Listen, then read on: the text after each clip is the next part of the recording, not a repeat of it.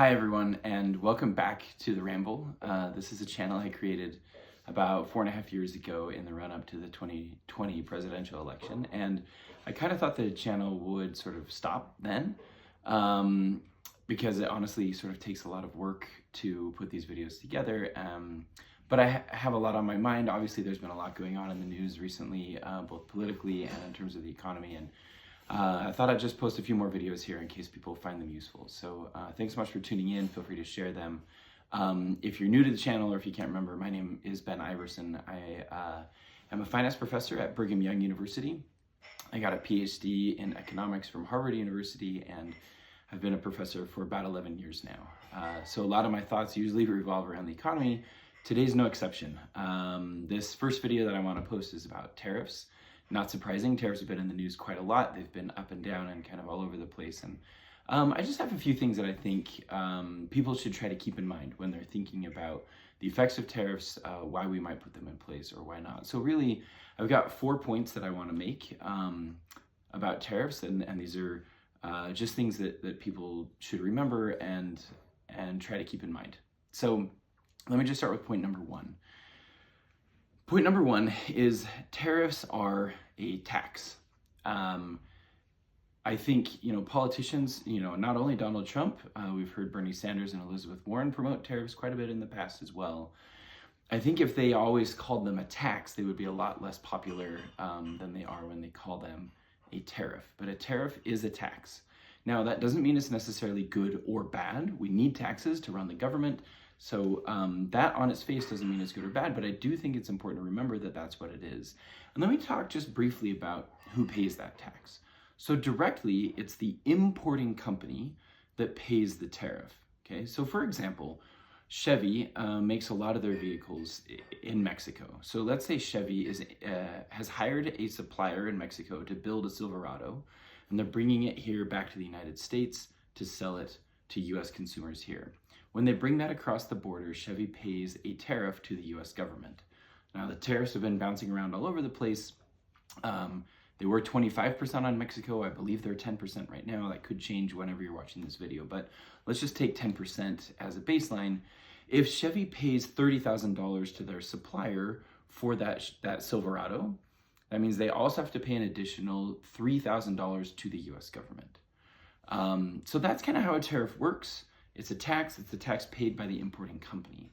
But a better and more important question is, who bears the economic cost of that tariff? And it turns out that economists have studied this, and basically at the end of the day, 94% of tariffs on average get passed through into higher prices for consumers. So in this particular instance, that I'm talking about, when Chevy imports that Silverado, yes, they pay $3,000 to the US government, but they're going to raise the price of that Silverado by almost $3,000 and pass that cost on to US consumers. So 94% of tariffs are taxes that are paid by US households. That other 6% would be paid maybe a little bit by Chevy paying their employees less, or Chevy returning less money to their shareholders, and potentially by suppliers lowering their prices a little bit, so the supplier in Mexico bears a little bit of that cost. But the important thing is, really the tariff is borne by the US consumer. Now, Trump's tariffs have been kind of all over the place. He instituted them, he pulled them back, he instituted them again, he pulled them back. We had these big tariffs on April 2nd, then he pulled those back. Where do we stand today? US tariffs are about 10 times higher than they were at the beginning of the year, as of right now. So even after the tariffs being pulled back on April 9th, we are still one of the highest tariffing countries in the world. And that means higher costs borne by all US households. Yale Budget Lab, there's a group called Yale Budget Lab who kind of keeps track of this, and they try to estimate how much tariffs are going to cost US households. Their most recent estimate is that Trump's tariffs will cost US households on average $4,700 more per year in higher prices. So you should think of the Trump tariffs as being a $4,700 tax on each US household, new tax on each US household per year. Okay, so that's point 1 on tariffs. Let me move now to points 2 and 3, which is just my response to possible reasons why we might like tariffs and sort of how I think about those. So one reason that politicians have floated for a long time, and Trump in particular, is that tariffs will bring jobs back to the United States. So returning to the Chevy example, Chevy doesn't like paying the extra tariff to get their goods from Mexico, so then they decide we're going to build a factory in Indiana or in Kentucky or somewhere and build our Silverados here domestically. And the idea is that's great because that brings jobs back to the United States. The short answer to this is that's kind of nonsense. It doesn't work that way for a variety of reasons. One in particular is the whole reason why we are importing is because other countries produce those goods either cheaper than we do or at higher quality, and usually it's both of those things. So when you put a tariff and don't allow Mexico to produce vehicles and force them to be produced here at home, what it means is we suddenly are trying to produce things here domestically that we're just not very good at producing.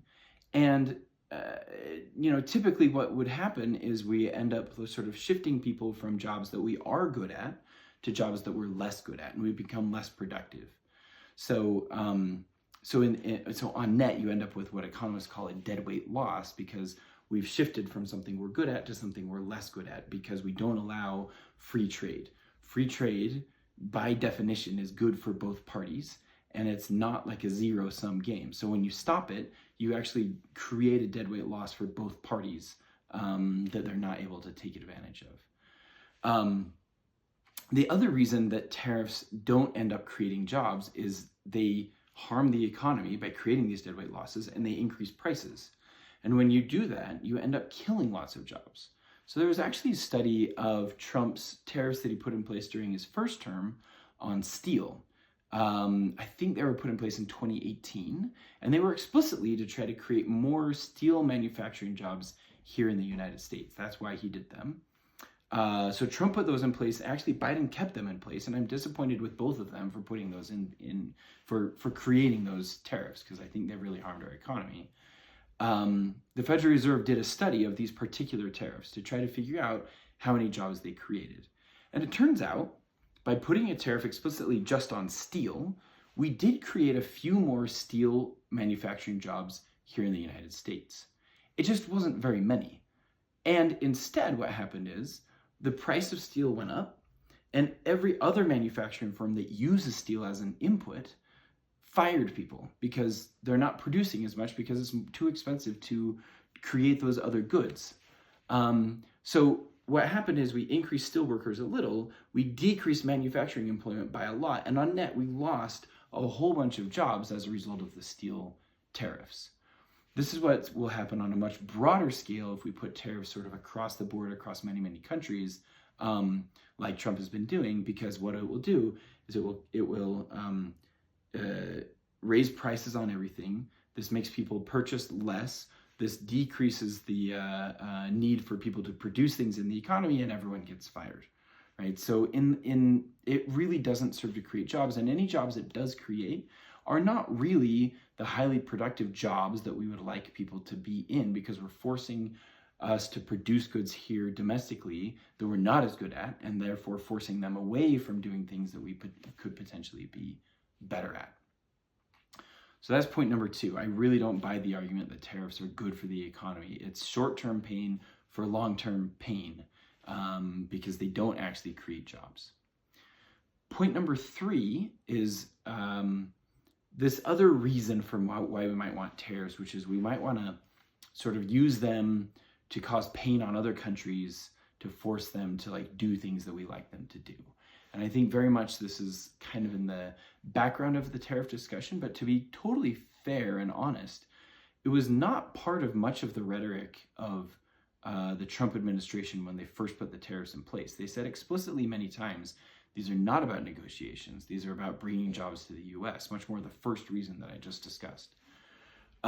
It was only until about a week later when the stock market cratered and a bunch of big GOP donors started complaining to the Trump administration that Trump backtracked lowered the tariffs on some countries and claimed that it's because they're going to negotiate. So let's talk about that reason.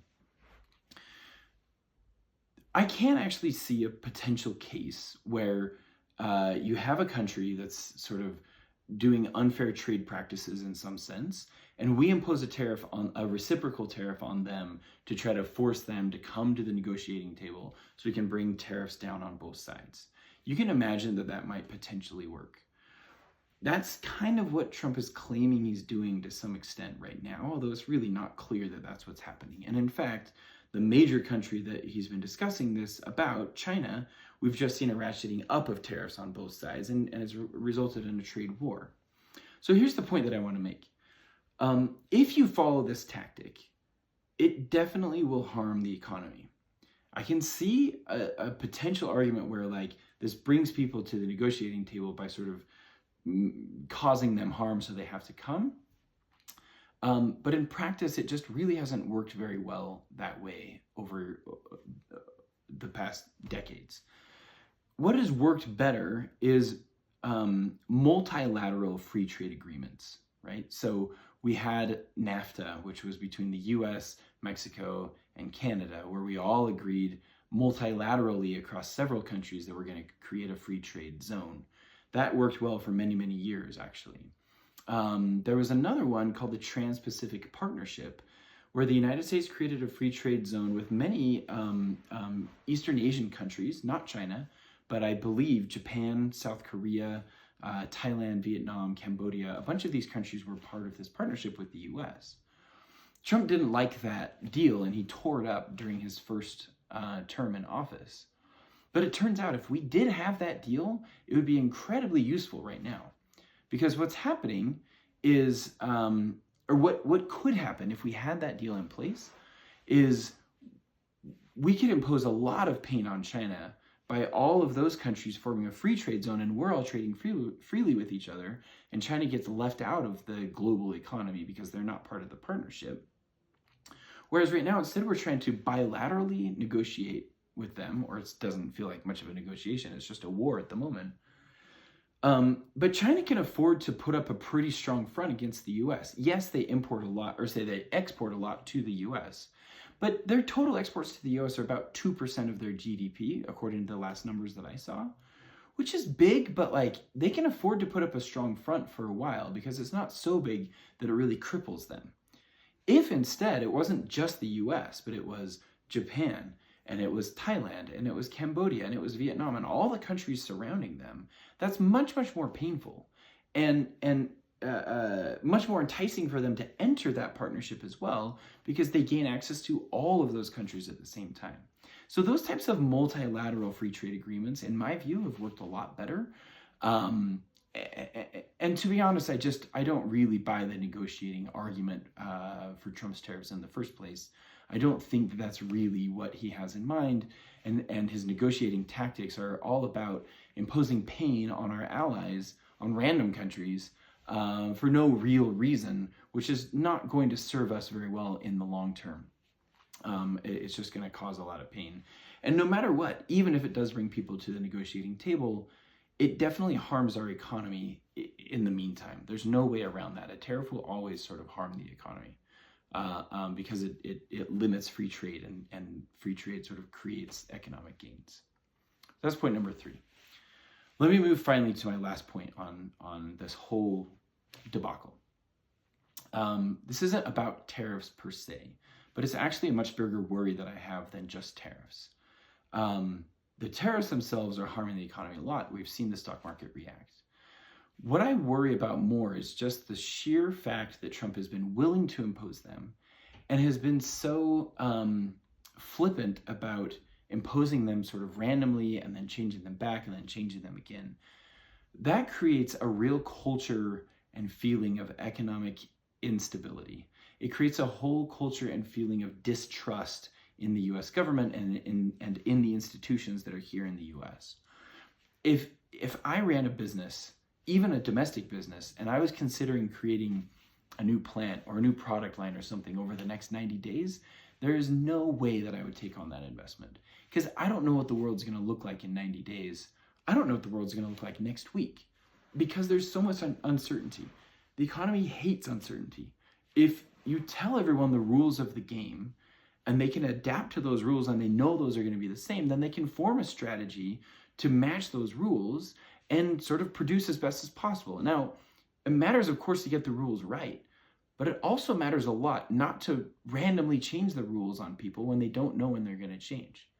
So the fact that Trump has shown that he's willing to harm our allies, he's been willing to tear up different agreements, like the Trans-Pacific Partnership, for example, and the fact that he's been willing to sort of change things so dramatically, so quickly, with no real coherent reason why, that creates so much instability that it will really, really harm the economy, both domestically and globally, for no good reason.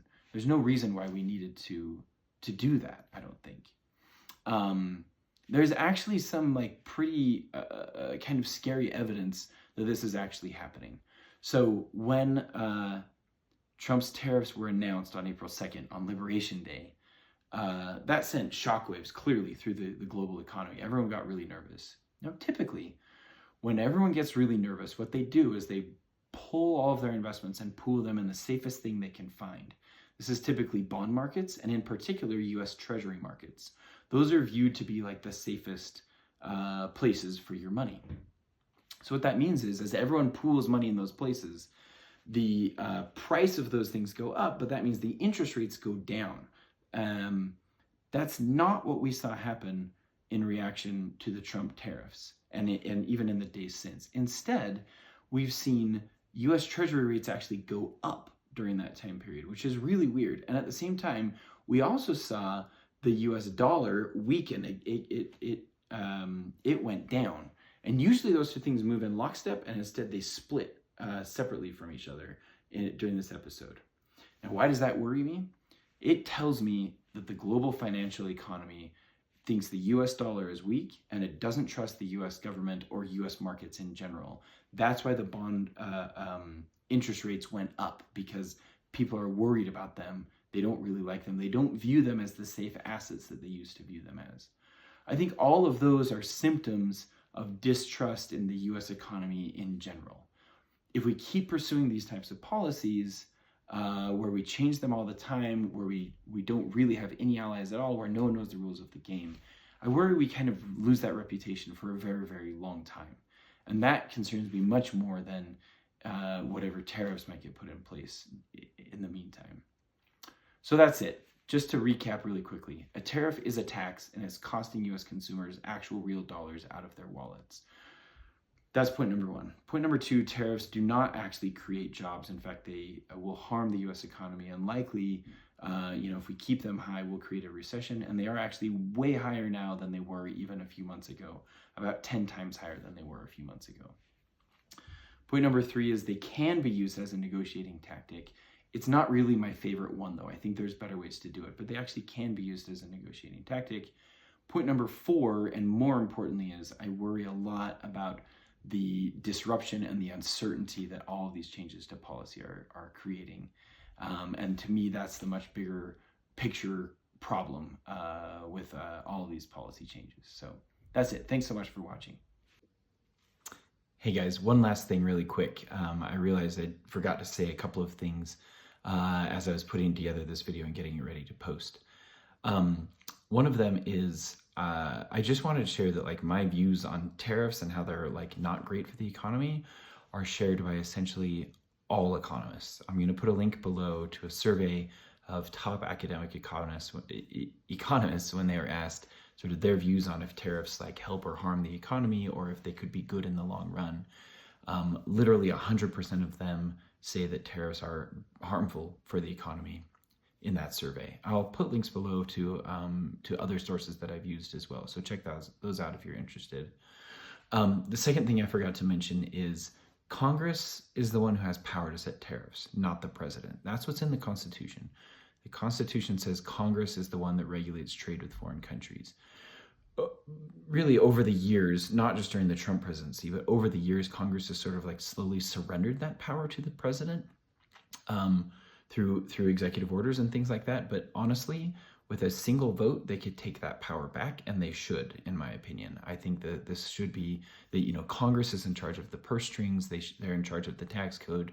They should also be in charge of tariffs. So I'd love it if you guys join me. I've called my senators and my representative a few times about the tariffs. I'd love it if other people join me in calling, asking their representatives to take that power back. But I just wanted to make it clear that it's actually not constitutionally the president's responsibility to even be setting tariffs in the first place. So I want to throw those things in there, and thanks very much.